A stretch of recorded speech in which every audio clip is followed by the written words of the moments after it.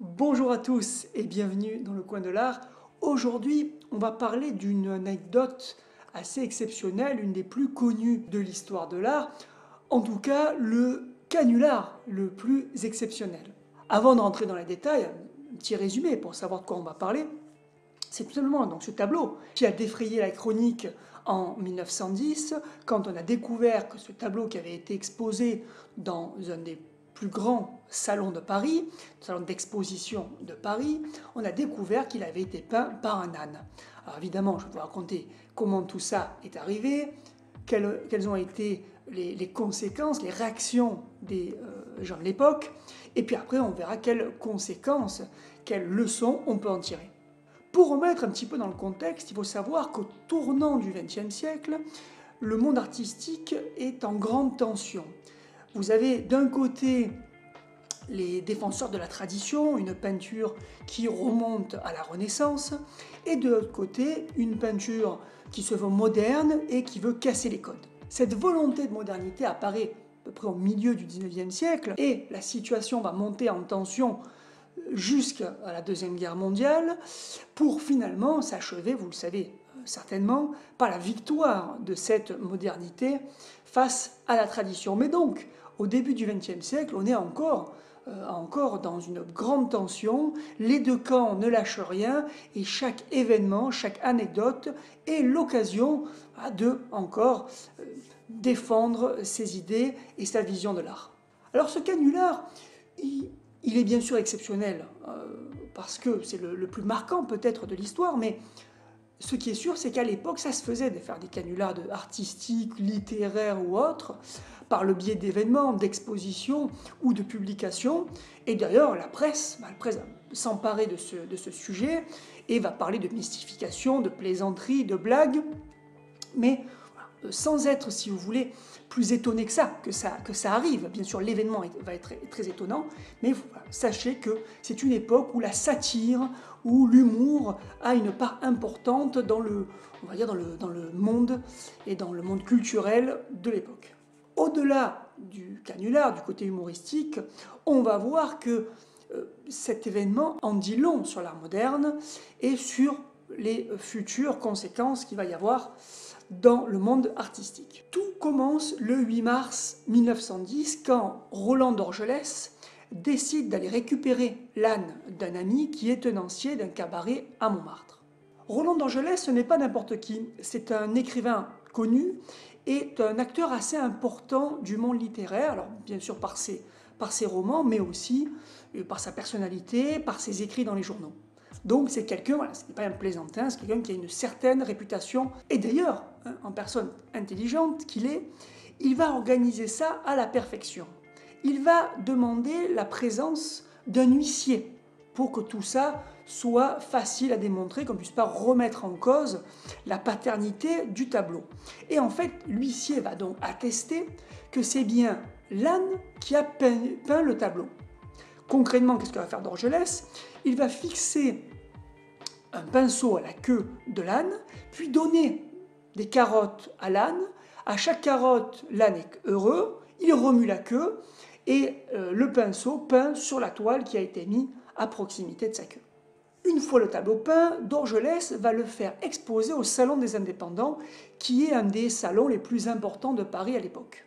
Ce salon a été créé en 1884 pour s'opposer au salon traditionnel, au grand salon de Paris, parce que en fait, ce salon de Paris avait un jury très sévère qui, bien sûr, suivait une certaine tradition artistique et qui rejetait tout ce qui était trop moderne, tout ce qui ne respectait pas certaines règles. Alors attention, hein, il y avait certaines nouveautés chaque année, mais bien sûr d'autres étaient souvent rejetées. Et il y avait beaucoup de critiques, ou du moins une partie des critiques qui s'en plaignaient, et surtout les artistes rejetés qui s'en plaignaient. Donc ce salon des indépendants, lui, va se caractériser par être une exposition sans jury et sans récompense. Oui, parce que le Salon de Paris, le grand Salon de Paris, avait aussi des récompenses. Donc c'était à la fois une sélection, mais après, voilà, il y avait des meilleurs, des moins bons, etc. Là, le but du Salon des Indépendants, c'est simplement pouvoir montrer au public un maximum d'œuvres d'artistes qui se veulent modernes. Alors, il y a quand même un comité d'admission, hein, pour pas non plus que n'importe qui puisse exposer n'importe quoi à l'encontre de certaines règles de bienséance, politique, etc. Il y a un minimum quand même qui est, mais au niveau esthétique, on va dire que tous les tableaux sont acceptés. Le tableau va être exposé sous le titre, vous pouvez le voir, et le soleil s'endormit sur l'Adriatique, et il va être attribué à un peintre qui n'existe pas, un peintre fictif, le peintre italien Joachim Raphael Boronali. Face à ce tableau, les critiques vont être diverses. Certains vont adorer ce tableau, acclamer ce tableau, et d'autres vont le critiquer. Mais Dorgelès va aller beaucoup plus loin. Pour rendre l'histoire crédible, il va faire publier un manifeste esthétique sous le nom de Boronali. En effet, depuis la moitié du XIXe siècle, les artistes, ou du moins certains artistes, prennent l'habitude de faire un manifeste esthétique pour expliquer leur art, expliquer en quoi il est nouveau et quel est leur objectif. Au début du XXe siècle, ça devient presque automatique. Tous les nouveaux courants ont leur manifeste. Ici, vous voyez apparaître un petit extrait de ce manifeste que j'ai sélectionné. Donc, brisons les ancestrales palettes et posons les grands principes de la peinture de demain. Sa formule est l'excessivisme. Nous proclamons que l'excès en tout est une force, la seule force. Donc vous voyez, là tout est dit. Donc ce tableau se positionne comme moderne, s'opposant à la tradition picturale et se définissant par l'excès. On va voir que bien sûr, par ce texte en fait, Dorgelès s'oppose à cet art moderne qui est basé seulement sur l'excès, qui a pour seul principe d'être novateur, et pour lui, donc, c'est une manière, bien sûr, ironique d'attaquer cette façon de concevoir l'art. Alors attention, Dorgelès est vraiment l'acteur principal de ce canular, mais il n'est pas seul. En fait, il se trouve qu'il est en partenariat avec un magazine satirique, Fantasio, qui donc est habitué de cet humour très satirique et qui a organisé cette supercherie avec Dorgelès pour certainement aussi faire parler de leur magazine. Et donc Dorgelès va organiser ça avec d'autres, bien sûr, auteurs de la revue, notamment le directeur de la revue. Après l'exposition du tableau, la supercherie va être déclarée, officialisée par Dorgelès et le magazine Fantasio. D'un côté, Dorgelès va aller rencontrer le directeur du journal L'Illustration et lui expliquer que tout ça a été une supercherie, avec comme preuve le constat d'huissier, mais aussi une photo prise de la scène, donc de l'âne en train de peindre, et avec les acteurs de cette supercherie, tous masqués, c'est important de le préciser, tous masqués, puis il explique donc au directeur du journal ses motivations. Là, vous pouvez le voir, un petit extrait aussi, montrer aux niais, aux incapables et aux vaniteux qui encombrent une grande partie du salon des indépendants, que l'œuvre d'un âne brossé à grands coups de queue n'est pas déplacée parmi leurs œuvres. Donc, qu'est-ce que veut dire par là Dorgelès? Que ce tableau, qu'on le trouve admirable ou plutôt quelconque, pas terrible, en tout cas, quand on le voit au salon des indépendants, il ne choque absolument pas par rapport aux autres tableaux. Et c'est même certainement pas le pire. Donc, ce qui veut dire, c'est que finalement Dorgelès ne critique pas le concept du salon des indépendants, ne condamne pas l'art moderne, etc. C'est qu'il estime qu'il faut quand même trier parmi les novateurs, parmi les artistes qui se veulent modernes, il faut quand même trier ceux qui font de l'art sérieusement, qui ont du talent, et ceux qui n'en ont pas, ou ceux qui sont là juste pour se faire voir, pour faire leur intéressant, etc. Et là, on touche du doigt déjà un problème de l'art moderne, c'est justement savoir où placer la limite. L'art moderne, donc ce qu'on appelle l'art moderne avec un A majuscule, parce que bien sûr on peut être moderne à toutes les époques, mais l'art moderne avec un A majuscule, c'est l'art qui se développe au début du XXe siècle. Et cet art moderne, c'est vrai qu'il a eu tendance à se reposer sur des principes très basiques, qui sont le fait d'être un novateur, apporter une nouveauté quelconque, et s'opposer, sortir de la tradition héritée de la Renaissance. Voilà, donc ça se limite un peu à ça. Et donc, bon, on a eu des grands chefs-d'œuvre de l'art moderne, mais aussi on est allé progressivement vers un peu du n'importe quoi, où certains artistes ont un peu abusé, puisqu'on en est arrivé à un moment donné à des œuvres, et c'est le cas aujourd'hui, à des œuvres qui sont de simples objets posés au sol, ou même des tableaux tout blancs, ou des tableaux tout bleus, ou des tableaux tout rouges, voilà, des monochromes. Donc, et c'est de ça dont parle Dorgelès, qui voit arriver. Il faut fixer des limites. Mais le problème, c'est que fixer des limites à un art moderne, ou qui se veut moderne, c'est finalement en faire tôt ou tard une nouvelle tradition, hein, des nouvelles règles qui encadreraient, qui repousseraient certaines innovations, et donc on reproduirait le même concept indéfiniment de tradition, etc. Donc pour sortir de ce principe de tradition, de règles qui limitaient l'art d'après certains artistes, il fallait ne plus mettre aucune limite, et c'est ce que fait le Salon des indépendants. Mais on voit que ça pose quand même beaucoup de problèmes. La fin de l'histoire est simple, ce tableau va être vendu au peintre et sculpteur André Maillot, qui le rachète pour 20 louis, ce qui correspond à peu près aujourd'hui, c'est jamais évident de faire des équivalences, mais ça correspond à peu près à 3500 €, donc c'est-à-dire quand même correct pour un tableau d'un peintre inconnu. Et Dorgelès va reverser cette somme à l'orphelinat des arts. Voilà pour les faits. Qu'est-ce qu'on peut conclure? Il y a beaucoup de choses à dire sur cet événement et sur tout ce qu'il signifie. D'abord, j'aimerais quand même vous faire remarquer que ce tableau me semble quand même un peu trop bien construit pour être totalement de l'âne. C'est-à-dire que si je mettais une toile devant la queue de l'âne avec le pinceau, je pense que j'aurais quand même du mal à faire un tableau comme ça, avec un fond aussi net. Deux parties, vous pouvez le voir, vous avez, donc il y a vraiment cette impression du bas, ça serait une sorte de la mer, et le haut, ça serait le ciel avec un soleil couchant. Donc, quand même, on voit qu'il y a quand même eu une intervention humaine, c'est-à-dire que soit le fond a été fait, hein, moi ce que j'en pense en tout cas, c'est que je pense que le fond, le bas et le haut ont été peints par un homme présent, et ensuite les coups au milieu, vous voyez là, les coups mis un petit peu au hasard, là ont été faits par la queue de l'âne. Ou alors, peut-être ça a été fait différemment, c'est que d'abord on a fait faire à l'âne que le bas, hein, en positionnant la toile à hauteur pour qu'il ne fasse que le bas, puis que le haut avec la bonne couleur, ainsi de suite. Mais on voit bien que ça ne peut pas être du total hasard de l'âne.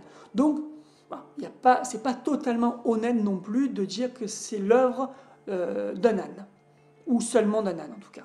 Deuxième conséquence, commentaire qu'on peut faire sur cet événement, c'est que ce canular a fait un grand bruit au niveau de la presse. La plupart des journaux en ont parlé, des revues d'art ou des journaux très généralistes comme le Figaro, ce qui montre et rappelle surtout que l'art a une importance beaucoup plus grande à l'époque qu'aujourd'hui. Voilà, en tout cas, l'art, la peinture, la sculpture, l'architecture, cet art-là. Donc aujourd'hui, c'est vrai que ces arts-là ne font plus l'actualité, ne font plus les premières pages des magazines généralistes, etc., à part s'il y a une vente peut-être exceptionnelle, et encore, même pas toujours. Donc déjà, ça montre que c'était une époque où l'art avait beaucoup plus d'importance au niveau du public, au niveau de la presse. Ensuite, ça pose des questions au niveau du Salon des indépendants, qui d'ailleurs existe toujours. Voilà. On peut y voir un échec du Salon des indépendants par le fait que cette toile a été exposée, a même été appréciée alors qu'elle a été faite par un âne. Mais en même temps, on peut aussi se dire que ça fait partie de l'art. Aujourd'hui, il y a beaucoup d'artistes qui créent par le biais de quelque chose, par le biais d'une machine, par le biais du public. Des fois, l'artiste conçoit une idée, un concept d'œuvre, mais la réalisation est faite par quelqu'un d'autre. Donc, on peut dire que finalement, oui, cette œuvre est une œuvre d'art parmi les autres. Ce canular montre aussi quelque chose sur l'art moderne, c'est que souvent, on entend des gens qui découvrent l'art moderne, qui n'apprécient pas l'art moderne, et qui disent, bon, certaines de ces toiles auraient pu être peintes par un enfant. Et quand on voit ce canular, que finalement, un âne a réussi à peindre un tableau, et il a été exposé, et même certains l'ont apprécié, oui, ça veut dire effectivement que, même si ce n'est pas, bien sûr, la plus belle œuvre de l'art moderne, mais ça prouve que, quand même, oui, parmi l'art moderne, et d'autant plus l'art contemporain, cet argument de dire, oui, mais ça, n'importe qui pourrait le faire, a une certaine légitimité, en tout cas, en partie.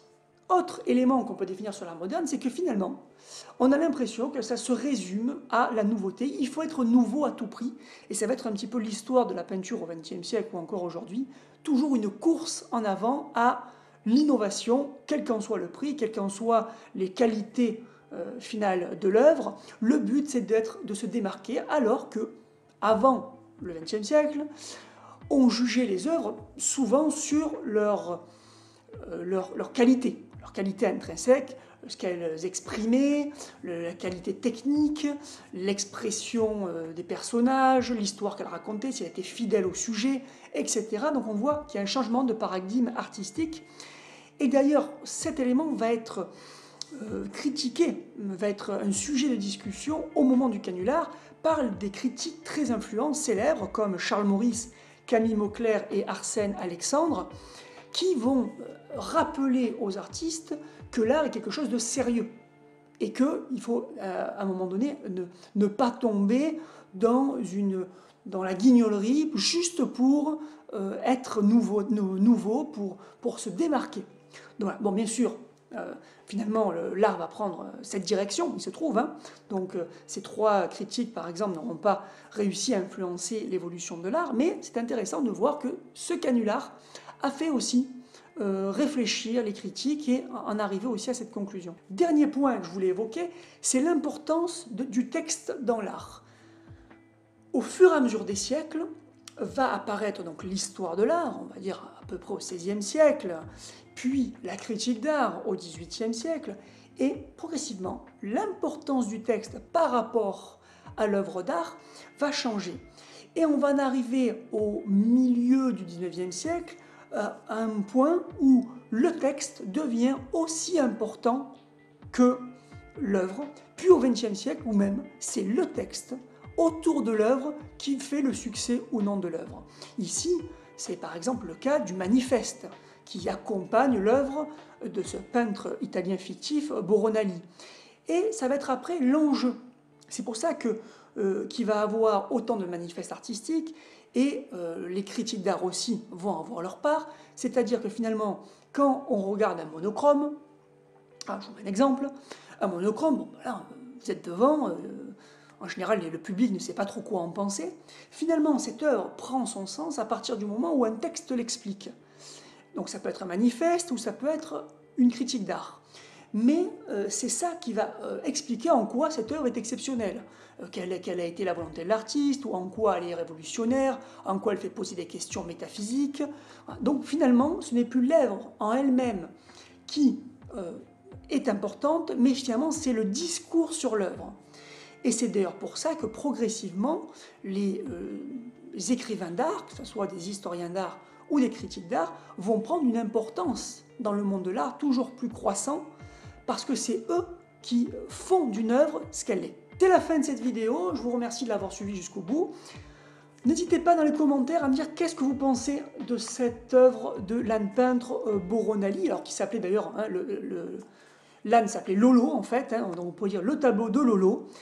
La prochaine vidéo, ça sera sur la musique de clavecin au XXe siècle. Je vous parlerai du retour en grâce du clavecin au XXe siècle et comment des compositeurs modernes se sont intéressés à cet instrument et ont développé son répertoire. Pour être au courant de cette vidéo, comme d'habitude, pensez à vous abonner, c'est gratuit, à cocher la petite clochette, cliquez sur le pouce vers le haut si la vidéo vous a plu, c'est très important, et encore mieux, pensez à la partager sur Twitter et Facebook.